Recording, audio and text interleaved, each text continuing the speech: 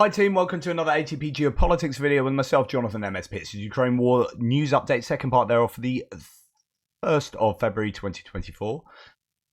The last video was hugely long, so I'm going to be as quick as possible on this one. The military aid and equipment segment will start with artillery remains top of Budanov's wish list. So he's the intelligence chief. He says, and I find this interesting because he talks about artillery systems, not just artillery ammunition. So artillery systems, howitzers, were top of the list, with Ukraine needing a sharp increase in the number of guns, Budanov said. And this again is interesting, regardless of the age and type. You get an old D20, D30, D10. You fire these old bits of kit and it will throw a big bit of lead into the sky and it'll land on someone's head and it will do damage, right? So you don't necessarily need the most modern equipment. That helps, of course, it's brilliant. You get a Panzerhitzer 2000, awesome, and you can fire your artillery rounds further with more precision, slightly more quickly, whatever it may be. But those bits of towed artillery that are really old are still really useful for both sides to have, and that's why the Russians are able to see their artillery systems be attrited at such massive levels, because they just dip into stocks of ancient howitzers that they still have many of. So Ukraine has warned that its allies, it warned its allies that it is facing a critical shortage of artillery shells, with Russia deploying 3 times as much firepower as on the front lines each day, according to Bloomberg. And what I find significant about this is that I was under the impression that they had a 5 times advantage, 10,000 rounds to 2,000. And I wonder whether the Ukrainian... We heard a couple of things from some Russian sources this morning in my last video that Ukraine were not firing that much artillery ammunition. They were using drones a lot, but it's not that they were trying to conserve their shells, that they've kind of run out of shells. So they must be getting a consistent number of shells in regularly. They're obviously building their own as well. I wonder whether they just really need more, because of course they need more, but I wonder how much accuracy is in the claim that they've completely run out of shells, because we're hearing like 5 times as much, 3 times as much as the latest one. Well, 3 times as much is all right compared to where they have been. That's better when, I mean, if you remember when they were firing 7,000 and the Russians were supposedly firing 60,000 or maybe even 40,000, but that's like 6, 7 times as much, maybe 10 times as much. And so 3 times as much is better than it has been. So it's not the end of the world. Obviously, it still needs to improve from there. There's a lot of work still to do to ramp up those numbers, to get those numbers to Ukraine. But I do wonder what the actual stats are. A Ukrainian company, Ukrainian Armor, is producing 20,000 mortar shells and 100 mortars every month. Fantastic. So mortar shells are relatively easy. Mortar bombs are relatively easy to produce. You don't need the exact precision that you need on shell manufacture for those. So you would think if Ukraine can ramp up making anything, mortar bombs would be one of them. I reported this last night in my Frontline update that Victoria Nuland, the US Assistant Secretary of State for Political Affairs, has said in a speech that Putin is to get some nice surprises on the battlefield. I find that a particularly cryptic thing to say. He's going to get some nice surprises on the battlefield, and Ukraine will make some very strong success this year. Is she just, blowing smoke up their asses type thing? Is she just being like very positive for the sake of morale, etc., or is there genuinely some good things coming Ukraine's way? Well, GLSDB, I believe, was something she was talking about. I think she explicitly mentioned GLSDB at some point, maybe.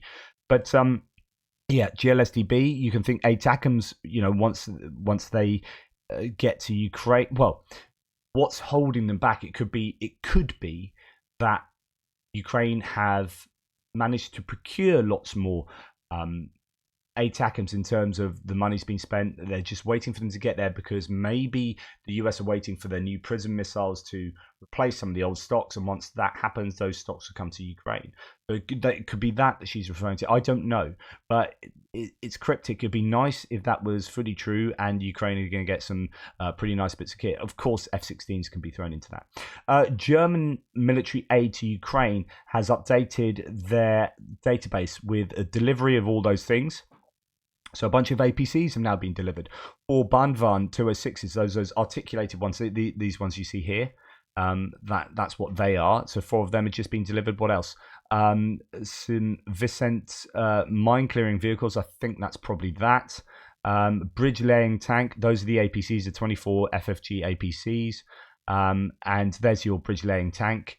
As well as some 14 mine plows, 4 border protection vehicles, a naval mine clearance system, surveillance system for satellite communication, RST missiles for the SLS, those are short-range RST launchers, 1,040 shells, 155mm shells, 450 snow chains, and 194,000 group module rations. So they've been delivered, and then they've pledged, remember, 6 Sea Kings as well, and another 16 mine plows to go on top of that. So this is good. Germany still consistently delivering and pledging things, and that's just keeping it all ticking along nicely. Thank you very much. Ukraine and Turkey have created a joint working group on reconstruction. I quote, identified the following priority areas for cooperation: restoration of road infrastructure and construction of temporary bridges and overpasses on key routes, projects for the restoration and development of water transport infrastructure, critical infrastructure protection, and housing restoration and aviation. So good that they're working closely with Turkey there. Indeed, the US may consider reinstating Turkey into the F-35 program. Look what the US has just done with regard to Greece and allowing loads of Soviet-era air defense systems to get to Ukraine through kind of Ringtausch implementation of the excess defense act. No, excess. Anyway, what's the word? I can't think of the word. But the Americans have the ability to give away at fairly cheap value, although it's dependent on the not just like the Biden can do that. Go and listen to the interview I did yesterday, the live chat with Colby Badwa, where he was saying with the EDA, it's not that Biden can just unilaterally say, right, we're going to give away 1,000 Bradleys for Tuppence Halfpenny. You know, that's not going to happen. It's actually the military that have to decide the value of these things. But there are deals that can be made, such as with the Greeks, that they get a bunch of very old bits of Ukraine, US equipment that then is part of the deal for the Greeks to give the Ukrainians a load of Soviet-era air defense systems. Well, here, can the US, do a bit of wheeling dealing here with the Turkish, such that they accept them back onto the F-35 program, and that releases S-400 systems. These are the latest prototypes of S-500s, but basically the latest air defense systems of Russian provenance that the Turks have. US Deputy Secretary of State Victoria Nuland has said it raises a possibility Ukraine could receive these systems, as the US had offered in May 2023.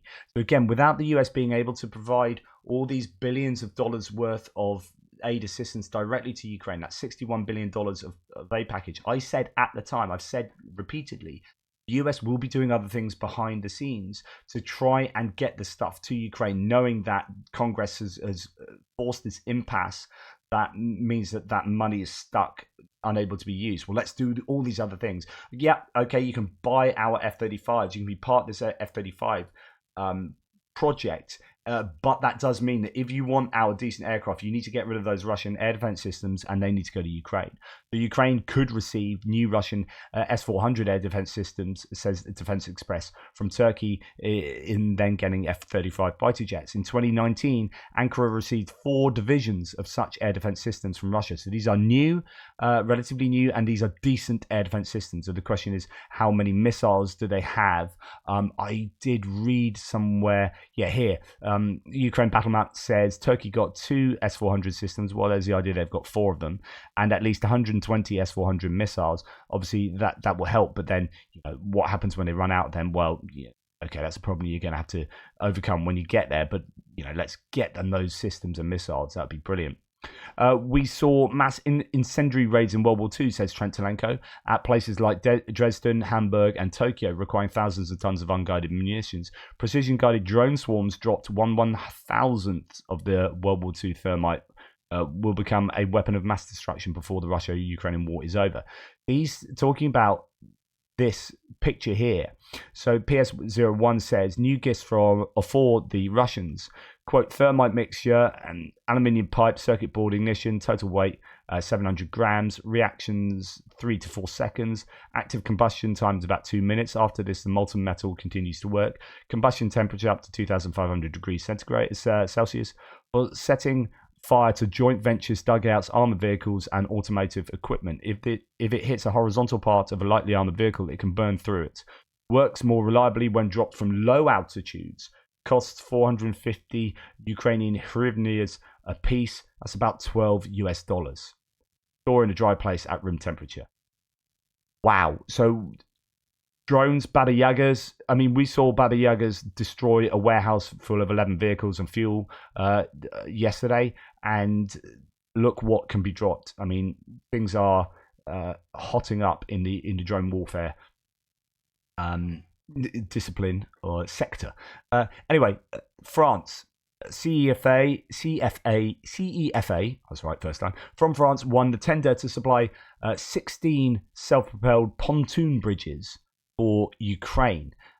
That's really good. France are doing things behind the scenes. They don't advertise their stuff all that often, but there is that, and there's also this, which is French aid from Ukraine saying, known for its hypersonic drone projects, the Swiss startup Destinus has been delivering hundreds of military drones to Ukraine since 2023 in complete secrecy. Mikhail Kokorich, its founder, renounced his Russian citizenship and will set up a group in France.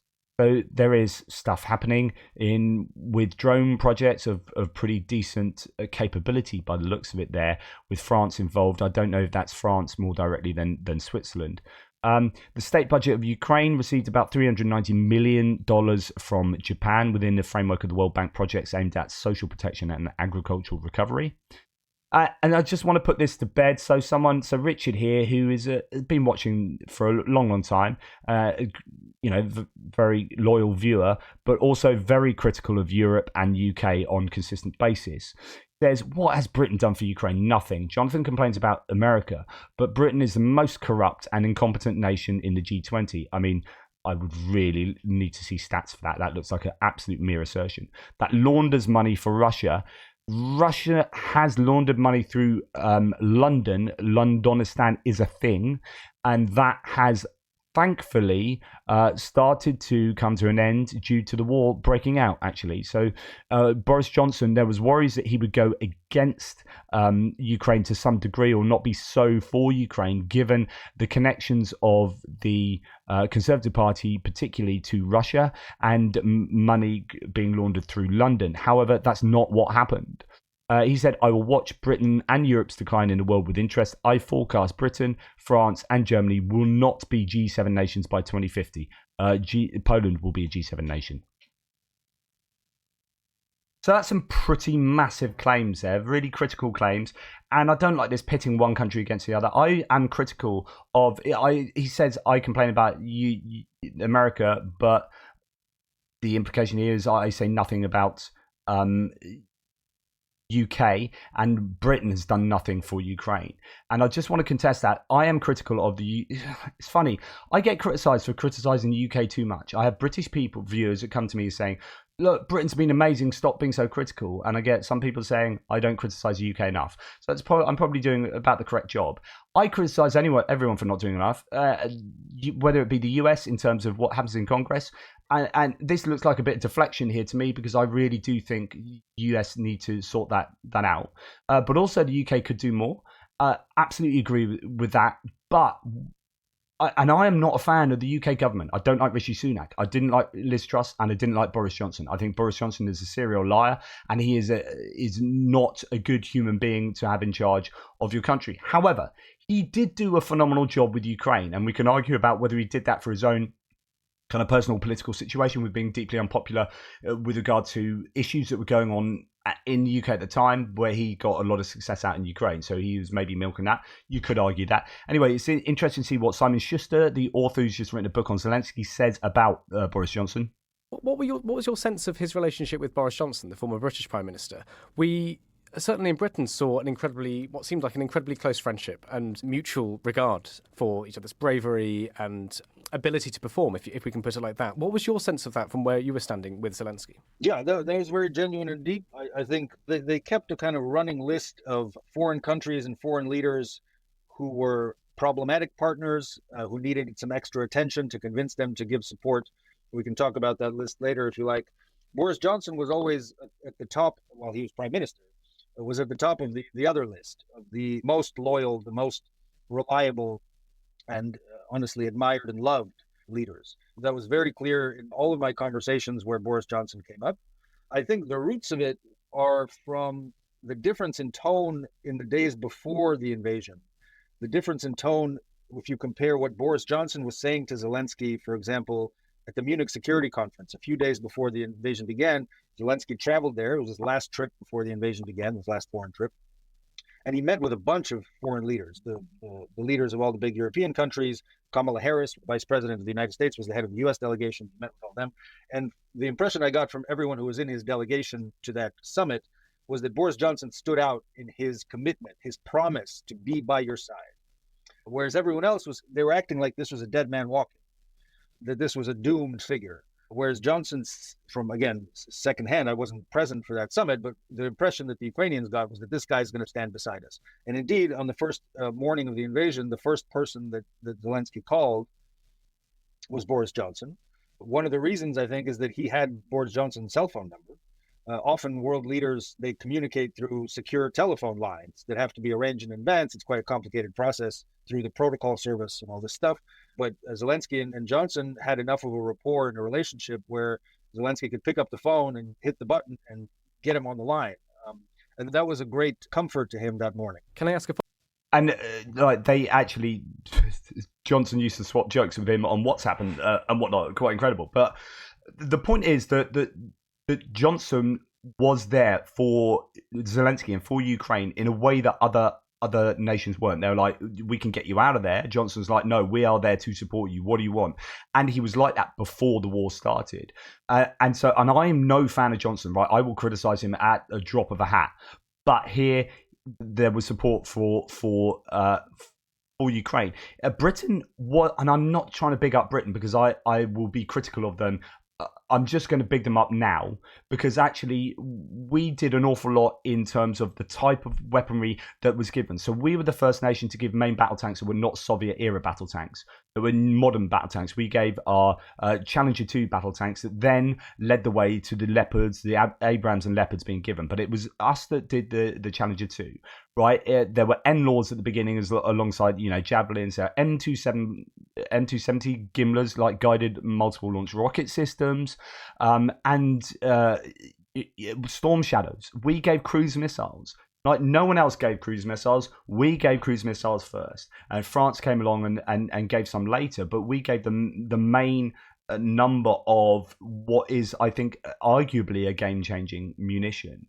And yeah, other nations gave other, but HIMARS are super important, but we were given M270s as well. So Britain did an awful lot, right? And then we also were heavily involved in sanctions early doors as well. So the idea that what's Britain done for Ukraine, nothing, is demonstrably false. And then when we look at the Kiel Ukraine support tracker, which only goes up to the latest data point is to the end of October, the 31st, end of October. So remember, you've had November, December, and January, and indeed October itself, that last month there, where the US has given virtually no assistance. So actually, these stats will skew far more against US than they do from what you can see here. And I'm not trying to have a go at US. US is absolutely crucial in the prevailing of Ukraine in this war. What they've given in terms of the number of bits of kit is huge. No other nation in the world can do that. The thing is, the UK just doesn't have. We've been underfunding our military, but also we don't have an economy that is set around our military. The US economy is set around its military, and so therefore its foreign diplomatic strategy is actually in line. It's got 80 military bases around the world, right? It is, and that costs a lot of money. But of course, what you're doing is you're stimulating your own economy by employing lots of soldiers and naval personnel and building the kit and constantly renewing stuff. And so your economy is built around your military. Is arguably just a consistent military economy in a way that the rest of the world isn't. Like, well, most places in the world, most places in the Western world isn't. So we've had this peace dividend. We don't have an economy that works like that. So then when war turns up in Ukraine, we go, yeah, we'll help you. We'll give you X, Y, and Z. But then suddenly the cupboard's bare. Where the United States is like, hey, we've got shed loads of stuff. As I told you before, my friend is a tank commander. He said in Iraq, the US buried their equipment, a lot of their equipment, rather than take it back to the US. Like, it's not cost effective enough for us to take this back to the US. So we're going to strip some of the key components out, and we're literally going to bury these tanks. And the UK is like, dude, we've only got 10 tanks. We can't do that. Like, so the difference is they've got so much stuff that they're able to go. They're in the easiest position to go, here's 1,000 tanks. Like, no one else could do that. But the US can do that. And so they're in the easiest position to give the most military equipment, which is why you see them at the top of the list for the amount of stuff. But when you look at the amount of money, the EU has, as institutions, have given more than the US in terms of overall money. And then you can add a quarter of what the EU has given to Germany to see what Germany has done, and then so on and so forth. So when you see it by GDP, then actually the US is right down here below the UK. So when you say what's the UK done, nothing. The UK has done more than the US in terms of as a percentage of GDP and in terms of what we've given. Interestingly, look at how much a share of the oh no, it comes at a later one. So when you look at Lithuania, Estonia, Norway, Denmark, Latvia, Slovakia. Interesting, Slovakia there. Poland, Netherlands, Finland, Czech Republic, Sweden, Bulgaria. You know, these countries have outstripped the US in terms of in relation to GDP. And then yeah, so it's just about slicing and dicing these stats and understanding, you know, how you can look at these stats and knowing that it can be interpreted in different ways. When you look at refugee costs as well, this is a really interesting one. I like to do this in an extra. You know, Poland has spent an awful lot of money on refugees in a way that the UK, we've been very poor on how we've helped refugees. But the US, of course, they're the other side of the world, right? So they're not going to be sorting out refugees as much. So it's very easy to say, look what we've done by just looking at the raw amount of military equipment they've given. But okay, well done. But I could just come back and say, well, what have you done for refugees? Okay, well, the other side. Okay, you're the other side of the world, so I don't understand it. I understand that's not a need, but let's not throw around criticism when, you know, let's not throw stones in glass houses when there are countries that are doing loads more. Okay, the UK is not one of those for refugees, but there are loads of countries that we could say are doing way more than the US in certain contexts. What I'd like to do is just be critical when it's deserved and say we could all do better, but whilst also admitting that what people do in many contexts is impressive. Could it be more impressive? Almost certainly. But you know, the US has done an amazing job and are crucial for for Ukraine to prevail. But at the moment, the last 4 months, they have sucked. And they've sucked because there's an impasse in Congress. So they're trying to do these other things behind closed doors. But to say that the UK has done nothing is deeply, deeply disingenuous, I'd say. And I say that as someone who appreciates you watching my channel, etc., etc. But I think that is demonstrably not true. We could definitely do better, and I think we should do better. And 2.6, an increase up to 2.5 billion pounds worth of military aid this next year is great. It's increasing, but I think it should be more. Anyway, moving on to geopolitical subjects. Anton Gerashchenko here. China will not refuse to support Russia in the Ukrainian issue despite US pressure. So new Chinese Defense Minister Dong Jun, during talks with Russian Defense Minister Shoigu, has said that Shoigu expressed hopes for continued bilateral military cooperation between Russia and China.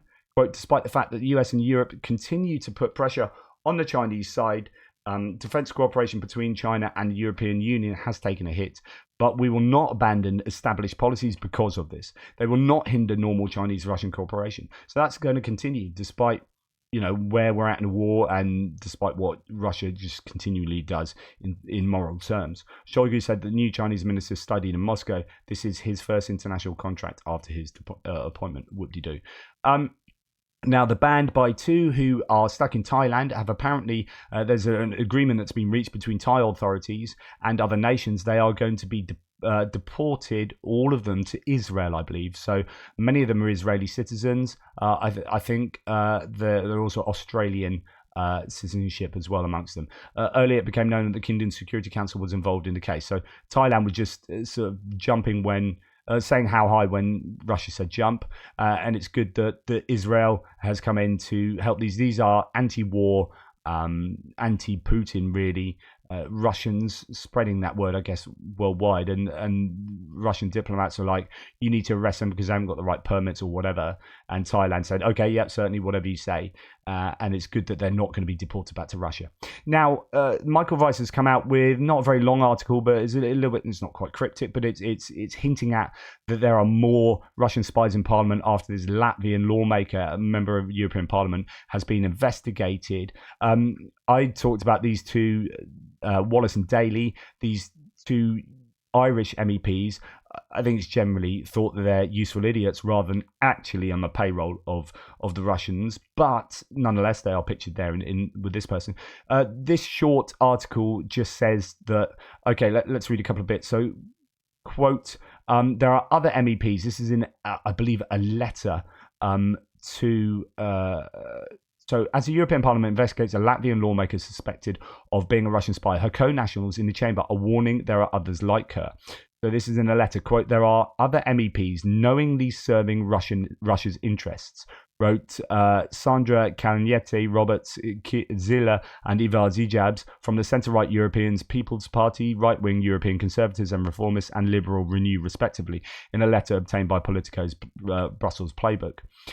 So of Zdanoka, who is the Latvian MEP who's been investigated, she's one of just 13 MEPs who in March 2022 voted against a resolution condemning Russia's full-scale invasion of Ukraine.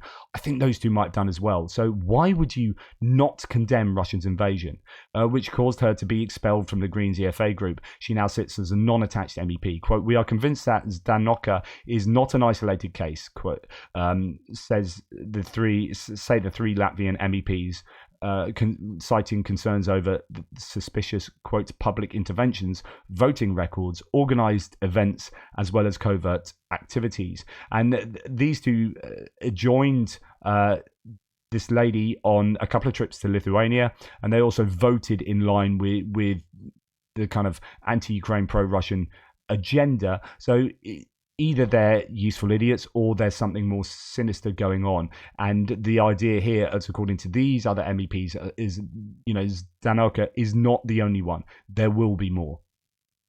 And finally, a bit of US politics, because, hey, you love it. A new Quinnipiac poll is out about the general election. I talked yesterday about being very worried about Trump getting in. I'm not a big fan of Trump, but in terms of Ukraine, I think it's super important that he doesn't get in. But also, I don't think he's likely to get in. And a lot of people are dismissive of this because they just look at the news and look at how bombastic Trump is and how vocal his supporters are. But his supporters sit in one particular part of this political spectrum. Does he have a universal appeal across the American electorate? No. And in fact, when he's pitted against Trump at the moment, and when he's pitted against Biden, bear in mind, Biden hasn't even started campaigning yet. And he's raised a lot more money than Trump. And Trump is in financial troubles by being hit with an $83.3 million bill for defamation. So he is now appealing to people to support his kind of lawsuits that he's losing. That money is not going to go into campaigning. So, Biden is looking very good for having a campaign footing. And right now, a Quinnipiac poll finds 50% for Biden, 44% for Trump. And you'd imagine that's only going to keep moving in Biden's direction, I would argue. And the doorbell's just gone. But here's where it gets interesting for those Republicans out there that want to feel a bit better about those stats, is that Nikki Haley beats Biden in that. And Nikki Haley, who's pro-Ukraine, takes the more moderate stance, is adopting that moderate Republican position that means that Trump is going to have to recede to the extremes more and attack her. She's then consolidating and will probably grow in both confidence. She's being very anti-Trump at the moment. She's going for the jugular in a way that she had to in order to stay in a race. She's got to position herself kind of like Chris Christie, and she's doing it. And she's sounding really good whenever she's on Fox News. She's putting herself across really well. And what you might start getting is people like Fox News, entities like Fox News, reading the room and saying, "Oh, hang on, okay, Haley's looking quite good there.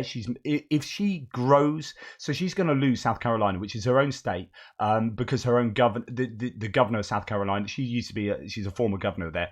The Republican governor has endorsed not her, but Trump. So she's looking like losing that. But if she shows growth in any way and can continue momentum, then actually, you might get people like Fox News going, okay, let's be a little bit more pro her. And then if someone like Rupert Murdoch says, because he's not a fan of Trump by all accounts, previously wanted to like pivot away from Trump, but there seems to be no other option.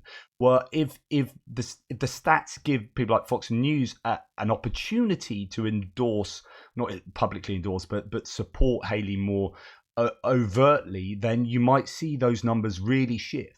And you could end up, it's not inconceivable that you could end up in a Biden versus Haley runoff. And that's not what Biden would want.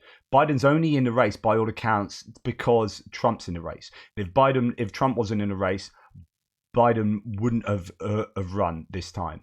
It would have gone to someone younger and different. And Biden knows that. And that's justified by these kind of stats. And also justified by these kind of stats. So it's fascinating. If Haley gets in ahead of Trump, then what would Biden do? Anyway, I thought that was just really interesting. This is just one poll. Quinnipiac's pretty decent polling, but worth taking note of in terms of support for Ukraine, because we want to see a bipartisan support for Ukraine. That's what I want. I'm not trying to be anti-Republican. I'm being anti-Ukraine Republicanism. Right, that's what I don't like. So I will.